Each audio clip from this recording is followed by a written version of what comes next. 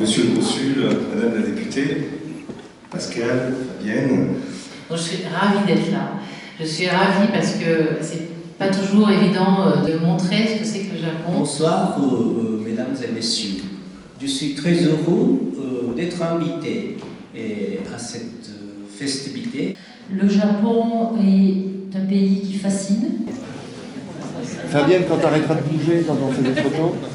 C'est une des bases de la philosophie japonaise. Si je vous emmène en voyage Il y a un kimono magnifique à vendre. Il y a beaucoup de ruisseaux. Au Japon, ils donnent une valeur au choix. On appelle le mannequin-éco, le chaque porte-bonheur. Je vous emmène en voyage aussi. Au Japon, l'idée de récupérer des chutes de bambou pour faire quelque chose d'aussi joli, j'ai trouvé ça sympa. Au Japon, ils donnent une valeur. Tous ces gens qui sont là, qui représentent la culture japonaise. Il y a Naomi qui nous suit depuis des années. Et Naomi, elle fera des cours de cuisine, elle fera de la calligraphie, elle fera beaucoup de choses. Et puis vous avez tous les autres qui sont là, donc, et le food truck, un food truck japonais. Et c'est eux qui vont vous régaler. Il n'y a pas de sushi au food truck. N'espérez pas déguster les sushis.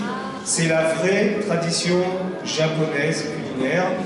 On a la chance d'avoir un food truck japonais, mais qui nous fait la vraie cuisine japonaise, celle qu'on n'a pas souvent l'occasion de déguster en France. Et je déclare que le festival est aujourd'hui ouvert. Et je vous remercie tous d'être là. Merci beaucoup.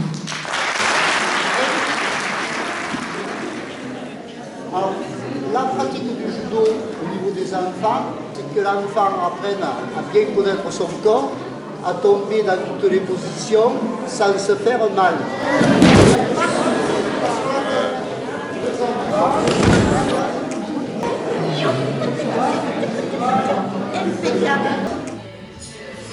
Bonjour.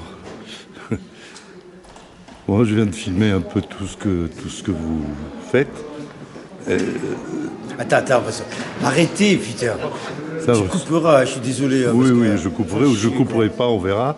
Mais c'est assez magnifique. Mais alors, ce sont des objets typiquement japonais, des lanternes notamment. Vous pouvez m'en parler un petit peu? Alors, ce qu'il faut dire en premier, c'est que moi, je travaille sur l'illusion. C'est une des bases de la philosophie japonaise et surtout du zen. Tout n'est qu'illusion.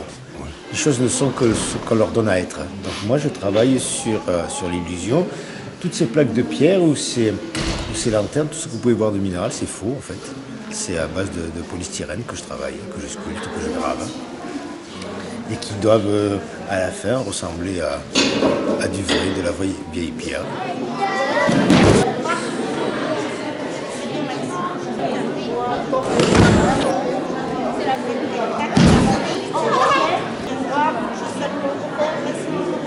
Une lanterne comme ceci, normalement, devrait peser 20-25 kilos. Oui. Et là, elle doit peser 500 grammes.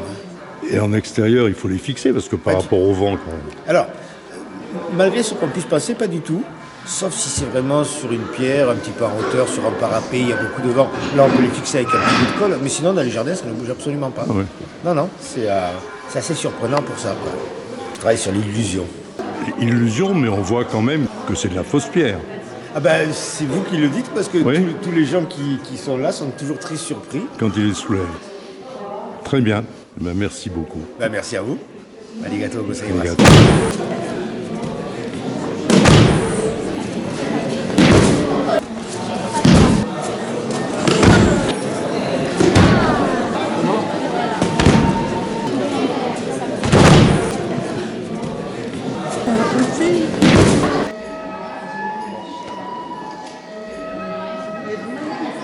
Bonjour. Toutes ces choses, vous les avez Ramené du Japon. On y va tous les ans. On passe à peu près un mois, donc ça nous laisse le temps d'avoir des trouvailles sur l'île de Shikoku par exemple, ou Kyushu. Kyushu, on a ramené des poupées en bambou qui sont fabriquées par un monsieur qui fournit un seul magasin sur tout Kyushu et sur tout le Japon. Ton idée de récupérer des chutes de bambou pour faire quelque chose d'aussi joli, j'ai trouvé ça sympa. Cet objet alors. C'est un objet qui servait en fait dans les champs. C'est-à-dire que les cultivateurs dans les rizières et autres, quand ils avaient soif, ils prenaient leur bol, ils allaient dans le ruisseau qui coule à côté d'eau fraîche. Parce qu'au Japon, il y a beaucoup de ruisseaux qui coulent. Oui. Donc ils se servaient en eau. Oui. Quand il avait terminé, il remettait en fait son bol à la ceinture. Ah, Et voilà. la corne permet de ne pas perdre le bol. D'accrocher le bol à la ceinture. Oui. L'avantage, c'est qu'il n'a pas besoin de trimballer une bouteille d'eau pendant tout le temps de son travail. Oui. Il l'a tout le temps à portée de main. Et ça ne pèse rien, donc ça ne le fatigue pas. Et l'eau des ruisseaux est buvable. Et l'eau des ruisseaux est buvable. Surtout que ça, c'est un objet qui date... Oui, d'avant. Je ne connais pas la date exacte. De l'époque où l'eau était buvable. Mais c'est du bois, laqué. Bonjour. Bonjour. Je vais vous embêter un peu pendant que vous vous installez. Pas de souci. Vous faites les bonsaïs et les poteries. Oui. C'est le même atelier. Voilà, c'est le même atelier, atelier Shibui. Ça fait 16 ans que je fais du bonsaï. J'ai appris avec un maître japonais pendant 8 ans. J'ai un beau petit jardin avec un bel atelier de céramique. Bonsaï, ça veut dire l'arbre en pot. La représentation d'un arbre grandeur nature, mais dans un petit pot. Et comment on arrive à le garder petit? Par des techniques de pincement des bourgeons chaque année, taille des racines, remise en pot. Et ça, année après année, en fait, les arbres s'habituent à leur environnement dans un pot et réduisent la taille des feuilles, voilà, c'est tout un travail en fait. Et alors parlons poterie maintenant. Alors, j'ai commencé par la poterie à bonsaï. L'argile que je travaille, c'est du grès. Oui. Donc c'est cuit à haute température, 1300-1320 degrés. Et je cuis mes céramiques dans un four à bois traditionnel japonais qu'on appelle un noborigama, c'est-à-dire un four à bois à plusieurs chambres. C'est des cuissons qui se passent sur à peu près 4 jours et 3 nuits non-stop, où on met du bois dans le four. Les pièces sont dans le four, exposées au feu, à la flamme, et on met du bois au fur et à mesure pour atteindre ces 1320 degrés. Ah oui, pour monter progressivement à cette température. Une fois qu'on est arrivé à la température, on ferme le four hermétiquement avec de la barbotine, on ferme avec des briques et tout ça, et on laisse refroidir. Donc nous, pour le volume qu'on a, on laisse refroidir une dizaine de jours pour atteindre la température ambiante. Et après on ouvre le four et on voit les belles ou les moins belles surprises. Oui, alors c'est ça, il y a des surprises. Ah, il y a des surprises tout le temps. Ah oui, tout le temps. Des belles surprises, des choses un peu moins belles. Et vous faites des bols spécialement pour les cérémonies d'été ou pas? Voilà. J'essaye en tout cas. Donc c'est des bols un petit peu particuliers qui peuvent être déformés des fois, qui sont très larges pour pouvoir actionner le shasen, le fouet, pour battre la poudre de matcha. Et voilà, qui sont agréables à prendre en main. Et voilà, qui ont des particularités, quoi. Là par exemple, on voit que ici la cendre, le feu passait par ici. Parce que c'est impacté pas mal de cendres ici. Et beaucoup moins sur ce côté-là. Mais malgré tout, il y a quand même un joli aspect. Au dernier festival, il y avait un maître potier. Il nous disait que certains potiers au Japon, un bol latte pour la cérémonie vaut le prix d'une Ferrari. Oui. C'est vrai ça? Oui, c'est vrai. C'est pas une légende. Non, c'est vrai. Ouais. Bah oui, c'est vrai. Au Japon, ils donnent une valeur aux choses assez particulière. Ouais. Pour eux, c'est très important, la cérémonie du thé, toutes ces choses-là, la céramique. C'est très important aussi pour eux, et ça je trouve que c'est super, de valoriser le travail des artisans. Ouais. Et du fait il y a des gens qui ont la possibilité de s'acheter un bol au prix d'une Ferrari, et ça permet au potier de pouvoir continuer sa vie et de travailler dans des recherches. C'est comme un peu un espèce de mécénat en fait. Ouais. La cérémonie que nous vous présentons aujourd'hui est de l'école Ura 5, qui est la plus pratiquée au Japon. Un proverbe peut montrer l'importance de cette cérémonie. C'est Ichigo Ichie, ce qui signifie chaque rencontre est unique. Devient l'importance de profiter pleinement du moment présent, car on ne sait pas de quoi l'avenir est fait.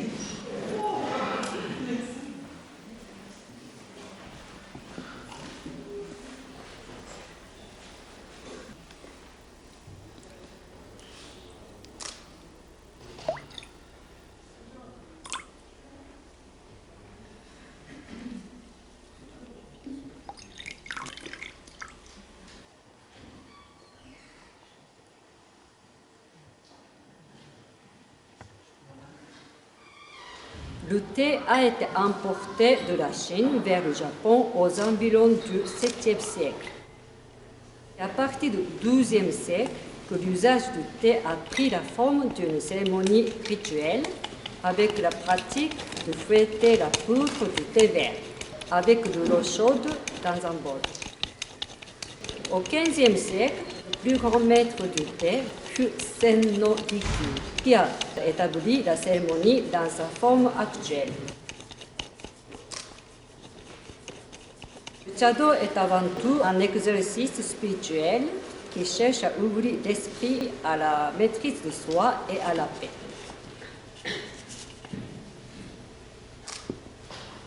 Wa, ke, se, chan. Wa, ça veut dire l'harmonie. Ke, ça veut dire le respect. Se, la pureté. Ja, la tranquillité. 遊びにしようとあなたが言ったそうねと私も笑って別れたそれで終わった恋なのになんで今さら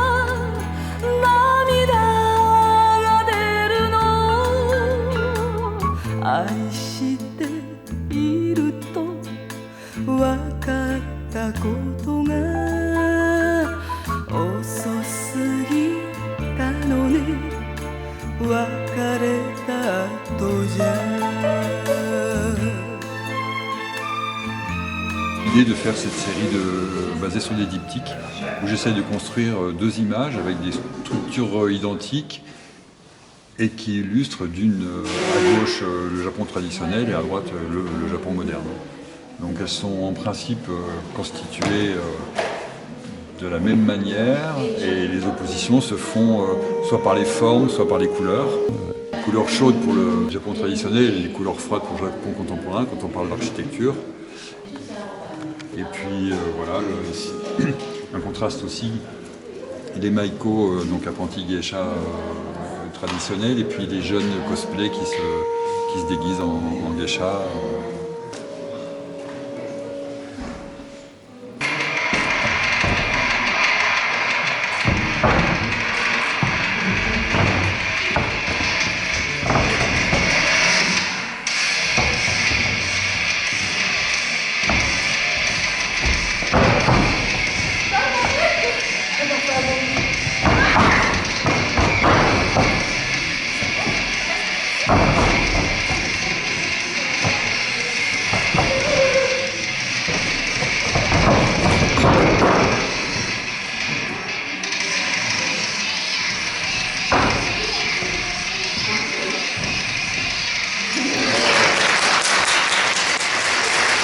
En allant un petit peu plus loin, quand on découvre les photos, on peut regarder aussi un fond qui est un fond en bois et ici un fond très coloré qui ajoute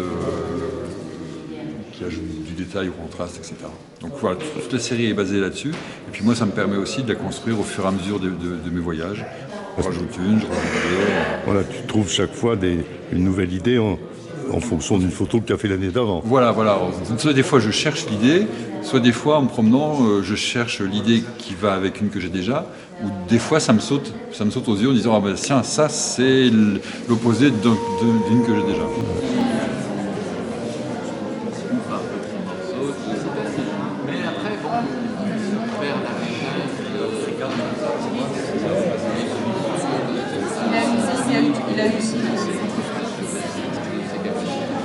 Tout le monde est prêt. Et du coup, ce qu'on fait, ce qu'on concentre, c'est plutôt la tête. Et après, on va tous faire ensemble. Je le fais en paix, je le fais en paix, comme ça. Donc, au début, on fait le paix.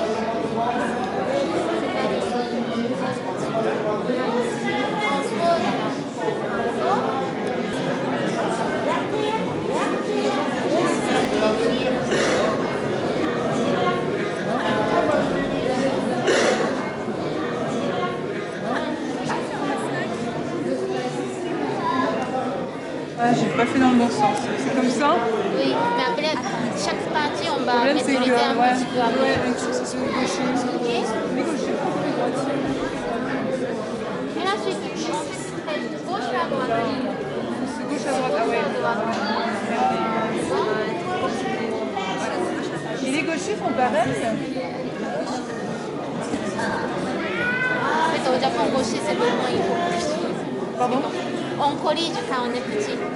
Ouais, moi, on m'a corrigé pour écrire, mais... C'est compliqué. Peut-être que je peux faire tout de suite, alors. Comme vous sentez, si vous sentez bien avec la droite. Oui, tu reviens tout à l'heure. Voilà, et là, et on appuie. Voilà. Ah, c'est mieux, c'est mieux, en général.